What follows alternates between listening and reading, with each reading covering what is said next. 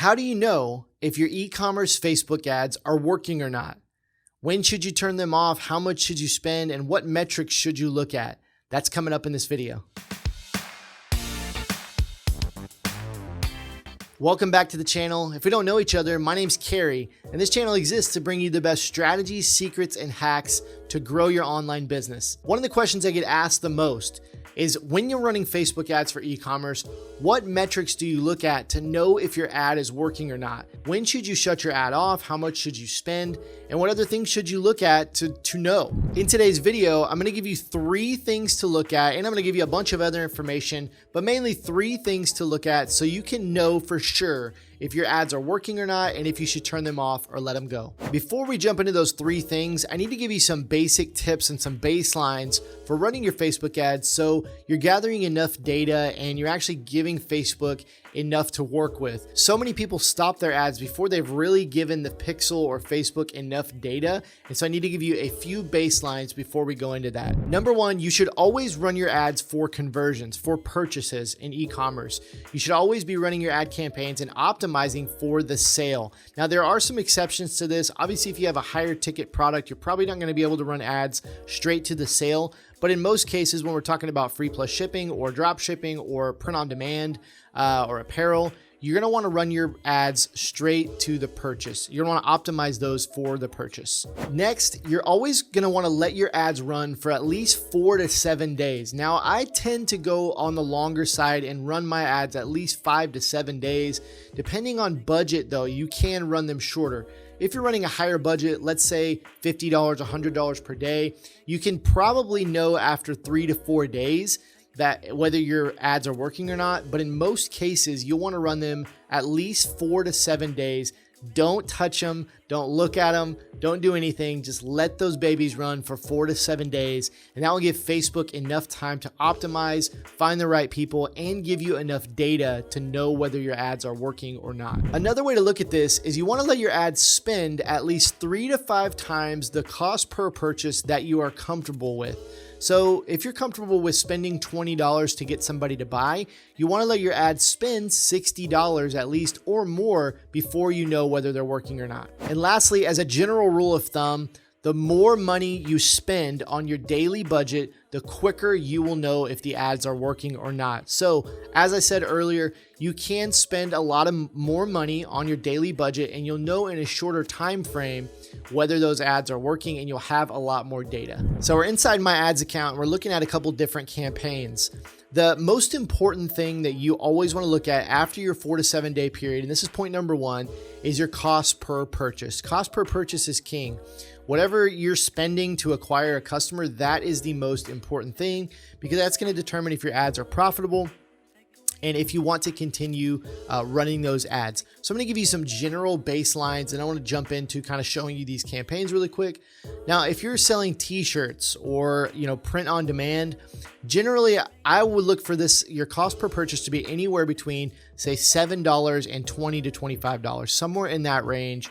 If you're getting purchases at that rate, I would generally keep those ads going. If you're running a free plus shipping offer on, a low ticket item, like you're doing a $9.95 shipping with the free item, or maybe even $4.95, $7.95, or maybe even up to $14.95, those campaigns are generally around $1.50 to $9 per purchase. Now, obviously, if you're running a higher ticket item, let's say $50, $100, or maybe even it's up into like $500, $600, $700, those cost per purchases are going to be a lot higher. It's going to cost you a lot more, and you should expect to spend a lot more to acquire those customers. Now, I also want you to keep in mind that the goal of these ads is not to make money on the front end. The goal of these ads is to break even or even lose a little bit of money on the front end. You're rarely going to be profitable without upsells, email marketing, or retargeting in place. Now, just having one upsell that is a really good upsell on your page is going to make your ads profitable. But generally, when somebody clicks on your ad and they buy that first item, say it's a t-shirt or a free plus shipping item, you're generally not looking to make money on that first item. And if that's your goal, you're not going to be very satisfied with Facebook ads. Okay. So inside of my ads account, it's very simple. It's going to be this area right here where it says purchases. You're going to look at the number of purchases there, and then over here, you're going to have your cost per result. A cost per result is going to show you what the cost is for whatever you are optimizing for. So in this situation, we are optimizing for purchases. You can optimize for other things, and we'll touch on that in a little bit. But in this situation, we're optimizing for purchases. So you can see right here, cost per purchase on this campaign, $623, $733, $930, $1042. And they go up from there. These campaigns here at the top end would be campaigns that I would turn off after probably 7 days. Now, if I see that they're getting some purchases and the cost is a little bit out of that range, I'll generally let them roll another 3, 5, 7 days to see if Facebook can optimize and get those purchases down. Because a lot of times what you'll see is you'll run the campaign for, let's say, 7 days, and your cost per purchase might be a little bit higher than you like. But if you go ahead and let those campaigns run for another week or so, those cost per purchases will generally come down and get a little bit cheaper depending on the budget you're spending per day. If you're spending higher budgets, they may not change or they may actually go up. But generally at lower budgets, you'll see those come down as you spend more money. Okay. The number 2 thing I look at is add to carts. So if you're not getting purchases, or you're getting a very low amount of purchases, or your purchases are too high, you want to look at the add to carts. So are you getting add to carts? And any add to carts? And for most products, I generally want to see add to carts under $5 each. Again, unless you're selling a high ticket product, let's say, $50 and up. And real quick, I want to show you how to actually look at add to carts. So if you're optimizing for purchases, it's really simple. Actually, you can just mouse over right there and it will show you ads of payment info, adds to cart, checkouts initiated, all that kind of stuff is right there. Now, another way to do this is you can hit this button right here and you can hit customize columns. And that's going to bring up this little deal right here.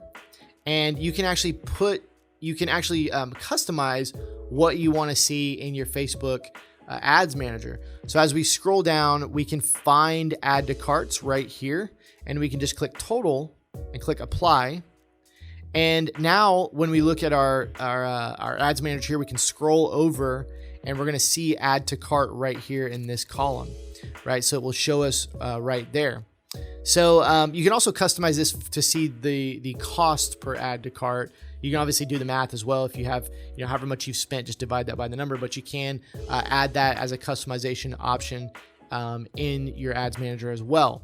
So, after the 4 to 7 day period, if you have a good amount of add to carts, but you're not getting the purchases that you want, you generally want to look at what is happening after the customer adds an item to the cart. So it could be your shipping is too high. It could be that there's too many steps in your checkout process. It could be that there's a pop-up. It might be that, the mobile version of your website doesn't look very well or isn't very intuitive. So if you're seeing not a lot of purchases, but people are adding to cart, that means that your product's probably good and your ad is probably good. You just need to figure out what is going wrong after somebody adds to the cart. And you just need to go fix that thing. It's very simple. If you're enjoying this video and you're getting value, I want to invite you to hit that like button and subscribe to the channel. We put out new videos every single Tuesday. And I also want to ask you to leave a comment below and let me know, what do you look at when you're running your Facebook ads? What do you analyze and what metrics do you look at to know if your Facebook ads are working? The last thing that I look at, if you are getting little to no purchases and you're getting little to no add to carts, is the link click cost. Now, generally we want our link clicks to be $1 or less from most products. But again, this is obviously going to be higher if you have higher ticket products. If you see that you're getting a lot of clicks, but you're getting little add to carts and little purchases, this could mean a few things. Number one, which is the biggest thing, and most of the time this is the case, is you need to improve your product page. You've got your images there. You've probably got a little description, but you may want to write a more engaging and more emotional description. You might want to include testimonials and product reviews. You might want to include more pictures and mock-ups of your product or different kinds, and just improve that look and feel of your product page. Also, definitely test it on mobile. And it could also be that your site is loading really slow, right? So people are clicking your ad, but the site is actually loading too slow and it's causing them to just click away. In this situation, you're going to want to make your images smaller, and you want to try to improve that load time, maybe remove videos or different things on your website that might be slowing down the load time. And lastly, which isn't usually the case, but can be, is your price might be too high. You might just want to try lowering the price, or in some cases, you might actually want to raise the price.